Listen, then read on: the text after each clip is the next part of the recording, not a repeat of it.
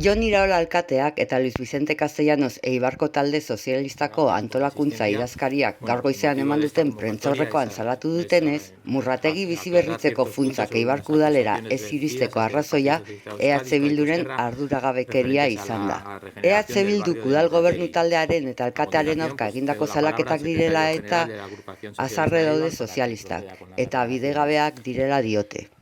Azaldu dutenez, talde sozialistak 2021ko otsailean onartu zuen Murrategi auzoko birgaitze integraturako plan berezia, eta plan hori 2021ko martxoaren batean aurkeztu zitzaien auzokideei. Behin hori eginda eta plana betetzeko asmoarekin, hainbat lurzati eta eraikuntza eskuratu zituztela adierazi dute. Hala ere, horren ostean EH Bilduren talde parlamentarioak Espainiako gobernuarekin akordioa lortu zuela ekarri dute gogora.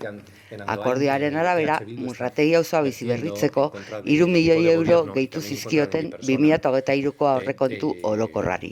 Alkateak argitu duenez, EH Bilduk ez zuen akordio horri buruz ezer esan udalean. Arazoa, udalak diru hori Madrilen erreklamatzeko izapideak hasi zituenean sortu zela gaineratuta.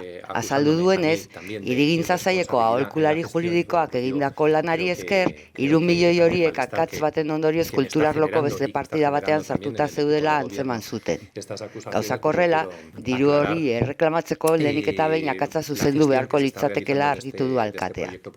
Alkatearen berbetan, akatsaren berri izan zutenean, 2023ko bigarren seihilekoan EH Bilduri jakinarazi zioten beharrezkoa zela Madrilgo alderdikideek beharrezko kudeaketak egitea, funtsak aurrekontu partida egokian sartzeko.